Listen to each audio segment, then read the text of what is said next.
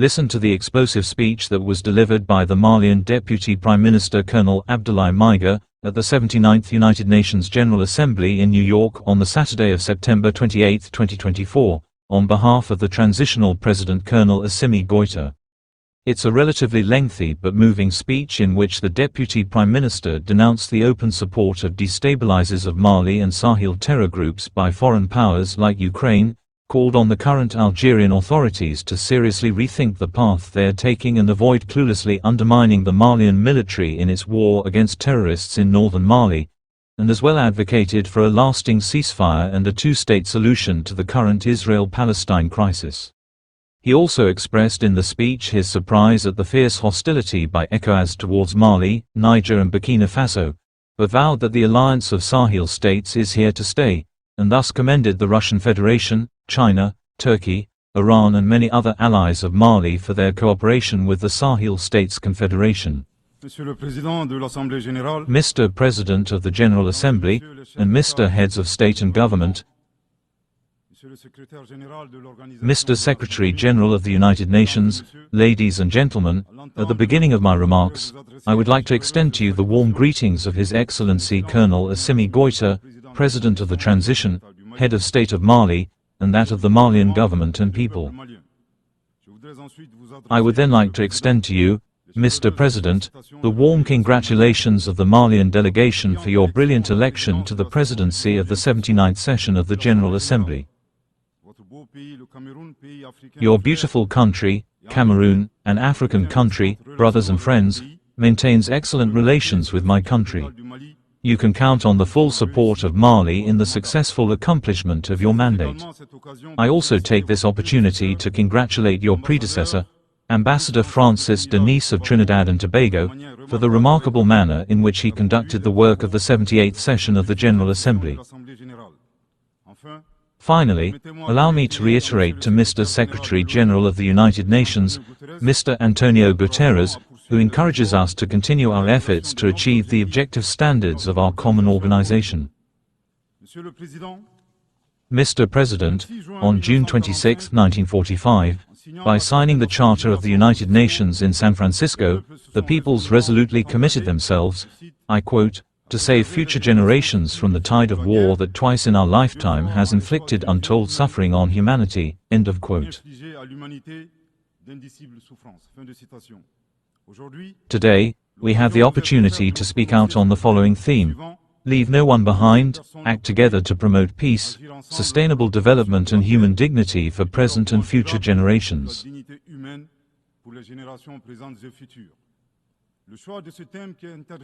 Is the choice of this theme, which comes 79 years after the signing of the Charter of the United Nations, pure chance or the result of a mental construct? We do not know. However, unfortunately, we are forced to note that the problem of preserving generations, not only that of the future but also our own, still remains very acute.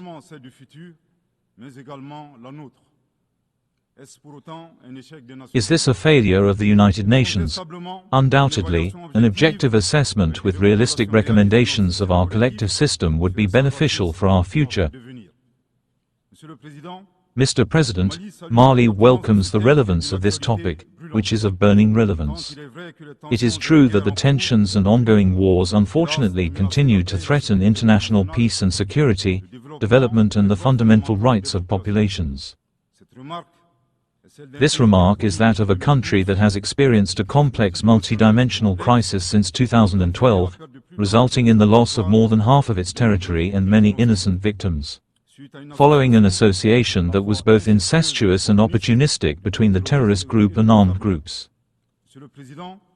Mr. President, the tragedy in Mali dates back to the allegiance to Al-Qaeda of the Salafist group for preaching and combat, the Algerian GSPC, that's on September 11, 2006, exacerbated by NATO's risky military intervention in Libya in 2011. The destabilization of this brother country has aggravated the factors of insecurity in our countries, namely terrorism, trafficking of all kinds, money laundering, community conflicts manipulated by terrorists and their foreign state sponsors and the violent actions of isolated individuals. For their part, the average authorities, after noting the failure of the international forces present on the national territory since 2013, decided to take the destiny into their own hands. Thus, since June 7, 2021, after the swearing-in of His Excellency Colonel Assimi Goita as President of the Transition and Head of State, a vast project of equipment and reorganization of the defense and security forces associated with a project to rebuild Mali has begun. The national foundations of the rebuilding launched in December 2021 allowed Malians to carry out an exhaustive diagnosis of the causes of the crisis, and then adopt 517 relevant recommendations. On this subject, after having experienced insecurity imposed by the state of nature, the observation concerning Mali was very violated, humiliated, plundered and torpedoed, abandoned in mid-flight and stabbed in the back.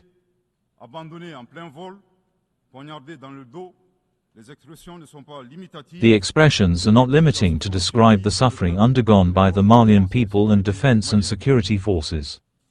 With this experience and realizing that the Malian peril only resulted from the state of nature, His Excellency Colonel Assimi Goita, President of the Transition and Head of State, forced himself to develop a realistic vision of geopolitics by summoning a popular proverb in the Bamba language, here freely translated and contextualized. I quote, "The succulence of the source of some depends on the plundering of the cattle of others." End of quote.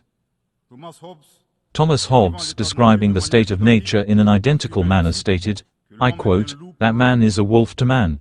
Thanks to this proverb, which refers to gastronomy and synergetics, the head of state describes the harsh, merciless reality of international relations and especially the place of Africa, whose plundering of raw materials has served the development of others and not that of the Africans in their great majority.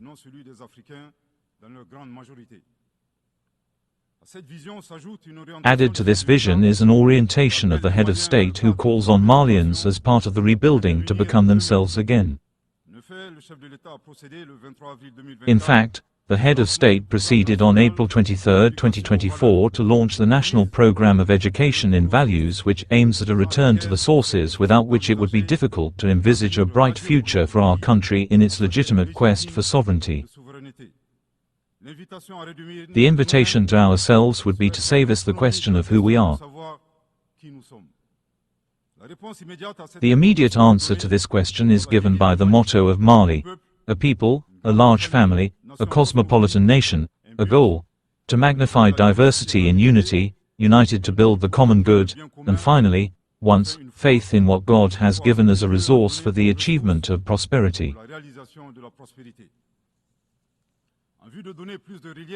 In order to give more relief to the definition of the Malian, Professor Ibrahim Diaye, an expert within the committee responsible for the implementation of the National Program of Education in Values, indicates that the Malian is characterized on the one hand by 5 cardinal values, namely humanity, empathy, the obligation to transmit human values to future generations, the sense of honor, the acceptance of difference and otherness at the societal, human and cultural level.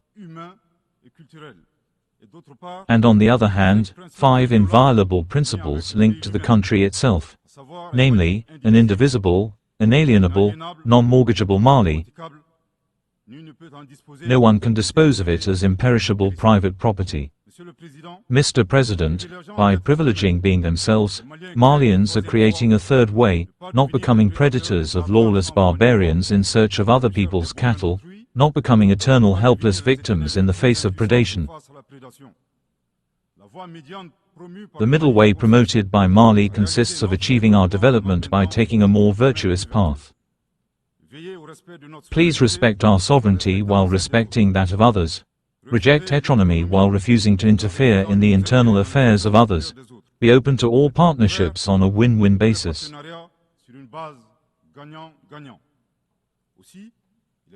It is also important to note that these principles and values characterize the brotherly peoples of Burkina Faso and the Republic of Niger. Regarding the political transition process in Mali, it should be recalled that at the end of the National Refoundation Conference, the Malian people chose to carry out political reforms before organizing elections. In order to deeply anchor virtuous governance, the implementation of the recommendations of the conference has made it possible to achieve tangible results,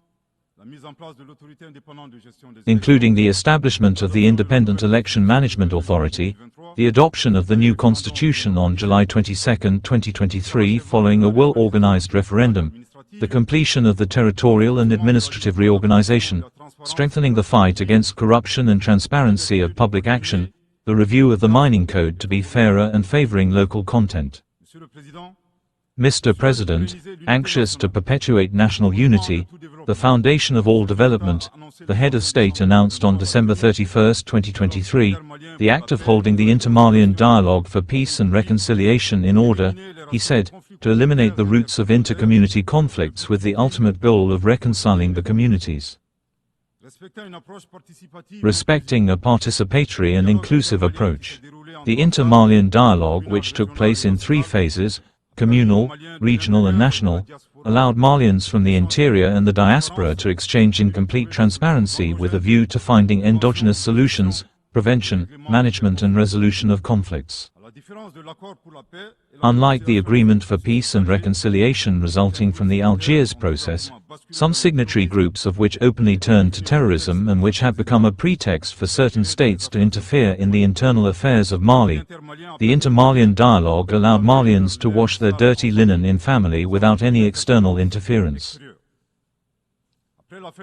After the end of the Algiers Agreement on January 25, 2024, today, the inter-Malian dialogue and its recommendations officially submitted to the head of state on May 13, 2024, remain the only framework for resolving internal conflicts. We reiterate an appeal to all Malians to join this dynamic of reconciliation, an essential step in the return to a peaceful and secure constitutional order through the organization of presidential elections. In terms of the fight against insecurity, since the Malian Defense and Security Forces launched offensive actions autonomously, many successes have been achieved in the fight against terrorism. All regions have been retaken from the hands of terrorist groups, particularly the Kidal region on November 14, 2023, following a memorable military operation. Today, terrorist groups have been seriously weakened, defense and security forces are deployed throughout the national territory. In addition, the offensive actions of our forces continue to dismantle residual terrorist networks. The government of Mali remains aware that the purely security-based response has its limits. This is why, in support of military action, the government of Mali has adopted a comprehensive and integrated strategy aimed at restoring state authority throughout the national territory. It includes political, administrative, economic and social development measures, including dialogue with armed groups and the provision of basic social services to our brave populations. Despite these very appreciable results, these criminal groups still retain a certain capacity for harm in their desperate attempt to undermine our territorial integrity and terrorize our populations. With, and I must deplore this from this podium, the support of foreign state sponsors. Foreign state sponsors, after years of denouncing these state actors who support international terrorism, the Ukrainian authorities have openly and unprecedentedly violated the United Nations Charter as well as the relevant United Nations conventions and resolutions relating to the prevention and fight against terrorism.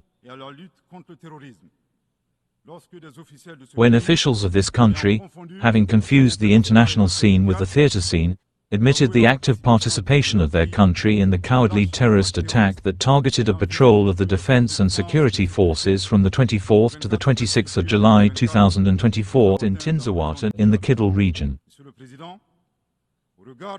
Mr. President, in view of the complexity of the situation in the Sahel, motivated by their sole desire to take the destiny of their countries in hand, Their Excellencies Captain Ibrahim Traoré, President of Faso and Head of State of Burkina, Colonel Assimi Goita, President of the Transition and Head of State of Mali, and Brigadier General Abdourahmane Chiani, President of the National Council for the Safeguarding of the Fatherland and Head of State of Niger, first established the Alliance of the Sahel States, an architecture of collective defense and mutual assistance in the fight against terrorism, by signing the Liptako-Gourma Charter on September 16, 2023. 10 months later, precisely on July 6, 2024, the founding fathers of the AES sovereignly decided to transform this mechanism into a confederation centered on three axes, that is diplomacy, defense and development, before ultimately achieving a federation. In such a short time, edifying results have been achieved in the fight against terrorism thanks to the pooling of defense resources, jointly conducted military operations and an unwavering commitment to eradicating terrorism. This is why the member states of the Confederation of Sahel States sent a joint letter to the United Nations Security Council on August 19, 2024, to denounce the Ukrainian authorities' support for international terrorism, condemned the aggression against Mali, and asked the Security Council to take appropriate measures against the Ukrainian authorities. Incidentally, allow me to point out that this new sending of letters comes while Mali is still waiting for the follow-up to a previous letter of referral to the United Nations Security Council dated August 15, 2022, in order to expose the French acts of aggression against it as well as their involvement in the promotion of the three forms of terrorism in the Sahel, namely armed terrorism, economic terrorism and media terrorism. Covering an area of 2,758,000 square kilometers with 71 million inhabitants, mostly young, an exceptional economic potential, a subsoil rich in almost all the elements of the hare's hand painting, the particularity of the Confederation of Sahel States lies in the state of mind of the heads of state, peoples and defense and security forces of the Confederation, strong in their dignity and honor. Motivated more than ever by the bloodshed of their own, determined to fight terrorism in all its forms and honor the memory of the civilian and military victims of Sahelian and foreign barbarism, determined to defend the integrity of their lands and ensure their prosperity in a peaceful manner.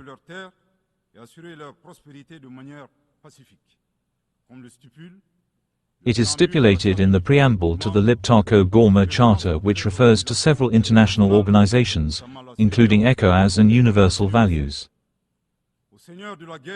To the Lord of War and Chaos, with the help of God, we triumph again and again over your subtle and diabolical works. Oddly enough, since the creation of the AES, we have been surprised by the fierce hostility with which it has been received, particularly by certain ECOWAS officials under the orders of imperialist and neo-colonial entities. The rest of the story is well known. Amadou Amba said, and I quote, "If you try too hard to throw a frog that disgusts you, it ends up falling into a good pond." End of quote. The Confederation of Sahelian States is open to all investors, provided that the partnership benefits the Sahelian populations and on condition that the sovereignty of the states is respected. Mr. President, this is an opportunity for me to salute the exemplary and fruitful cooperative relations between Mali and Russia, China, Turkey, Iran and many other sincere allies. Mali remains open to all partners who wish to help it meet these multiple challenges. In this regard, I reaffirm that the government of Mali remains willing to continue and strengthen its cooperation with the United Nations, particularly through the agencies, funds and programs with which we maintain excellent cooperative relations. We also take this opportunity to salute and recognize the wisdom of His Excellency Mr. President Abdoulaye Tebboune, President of the People's Democratic Republic of Algeria. On August 29, 2024, during a tour of southern Algeria, he declared that Libya, Niger and Mali were fraternal nations that he would support and not harm. The Malian people were not surprised by his words, which eloquently indicate his Pan-Africanism, like his famous predecessors, including the late President Abdelaziz Bouteflika, affectionately known as Abdelkader Mali.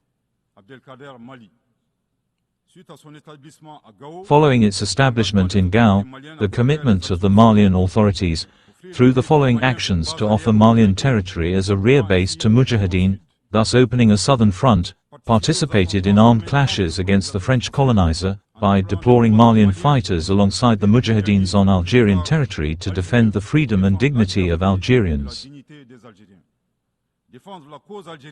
Defend the Algerian cause in all diplomatic instances until their independence is regained. However, it is our duty to draw your high attention to the incongruous remarks of your colleagues going against your wish to promote harmonious relations with your neighbors, including Mali.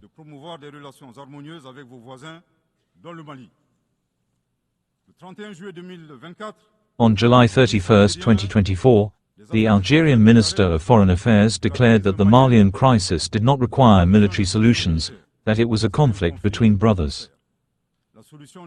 The solution can only be political. Regarding the Algiers Agreement, he said that it had been beneficial for Mali and had preserved the sovereignty and territorial integrity of Mali. To depart from it therefore will have a negative impact on all the achievements. Furthermore, on August 26, 2024, your permanent representative to the United Nations stated, and I quote, "This morning I learned from the media that a drone carried out a strike in northern Mali, killing about 20 civilians. Those who press the lever of this drone are not accountable to anyone for these strikes." End of quote. From the analysis of the first remarks, we note a serious interference in the internal affairs of Mali. Indeed, the nature of the solution deployed by the Malian authorities only concerns Malians. Since the end of the Algiers Agreement on January 25, 2024, Malians have expressed only one wish concerning him, that his soul rests in peace. Mr. Minister of Foreign Affairs, the agreement is well and truly dead. Your incantations will not serve to resuscitate it. You give me the opportunity on the one hand to reiterate to you that no one can love Mali since the Malians love themselves, on the other hand to remind you that Mali and its people will not be spectators in the face of assaults and adversity. For each bullet fired against us, we will react in reciprocity. For each word used incorrectly, we will react in reciprocity. To those who have ears to hear, too bad. As for the Algerian permanent representatives, in addition to offering food and lodging, certainly with succulent dishes of chekashuka and to terrorists and renegades, their disoriented role hardly contributes to the promotion of good neighborly relations. From these remarks, serious and unfounded accusations emerge. On the one hand, the qualification of the civilian nature of the victims from the media is adventurous and defamatory. And on the other hand, by affirming that drone operators have no account to render to anyone, they fuel a disinformation campaign against Mali while supporting the idea that the defense and security forces would be incapable of piloting drones. I am pleased to recall here that the rise of the farmer is not a figment of the imagination but a tangible reality that has made it possible to regain control of the entire national territory. Regarding the use of drones, the operators are indeed Malians who act professionally like the rest of the Malian defense and security forces, and treat terrorist targets with procedures that comply with international standards. As a reminder, a few years ago, the actors of the instrumentalization of human rights, determined to end the anti-terrorist performance of the Algerian National Army, highlighted the subversive question of who kills who. Today we are troubled that the Algerian permanent representative has joined the manipulative trend of human rights to attack the Malian army. Mali demands that these two diplomatic energumens stop entering history backwards. They are clearly ignorant of both the history between the brother peoples of Mali and Algeria and the exceptional contribution of Mali to the Algerian War of Liberation, and certainly of geography because they wrongly consider Mali as an Algerian province. I repeat, Mali demands that these two diplomatic human nerves stop entering history backwards. They are clearly ignorant of both the history between the brother peoples of Mali and Algeria and the exceptional contribution of Mali to the Algerian War of Liberation, and certainly of geography, because they wrongly consider Mali as an Algerian province.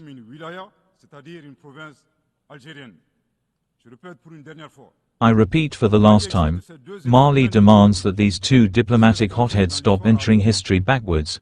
They are clearly ignorant of both the history between the brother peoples of Mali and Algeria and the exceptional contribution of Mali to the Algerian War of Liberation, and certainly of geography, because they still consider Mali as an Algerian province. Mr. President, on the regional and international situation, Mali remains very attentive to the developments underway in Africa and in the rest of the world. Thus, we are concerned by the level of violence in the Middle East, particularly in the occupied Palestinian territories. The Malian people reaffirm their support for the brother Palestinian people in their legitimate struggle for self-determination. The government of Mali reiterates its support for the two-state solution. Israel and Palestine living side by side in peace and security within internationally recognized secure borders. We condemn unreservedly the indiscriminate use of force by the Israeli army against the Palestinians. On the humanitarian level, Mali is concerned about the precarious situation of millions of refugees and internally displaced persons throughout the world, as a result of armed conflicts, natural disasters and climate change.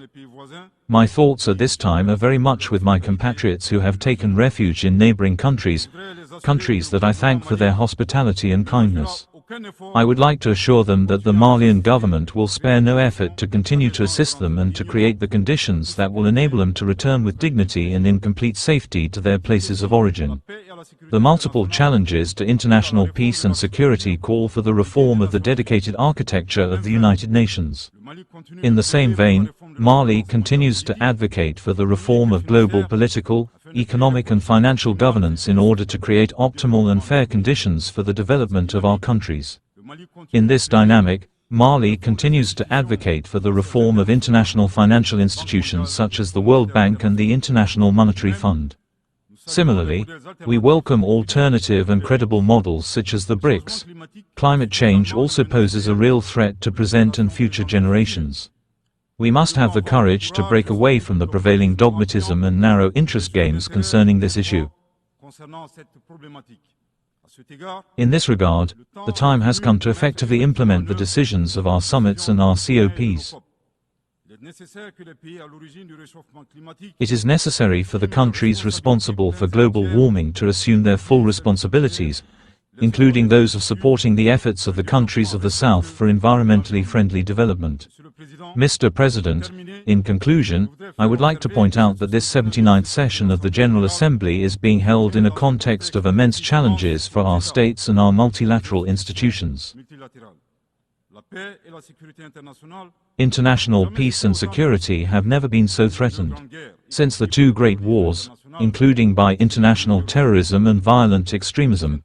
In such a context, it will be difficult to achieve the Sustainable Development Goals by 2030 in terms of education, health, access to drinking water, energy and justice. However, despite these twists and turns, Mali remains willing to play its part in implementing its national and international commitments while maintaining a certain hope for the future. May God bless Mali and protect Malians from the obscurantist and destructive forces of the world. May God bless the Confederation of Sahelian States and protect the Sahelian populations from the obscurantist and destructive forces of the world. May God bless Africa and save Africans from the obscurantist and destructive forces of the world. May God bless the world and save all humanity from the obscurantist and destructive forces of the world. Thank you for your very kind attention.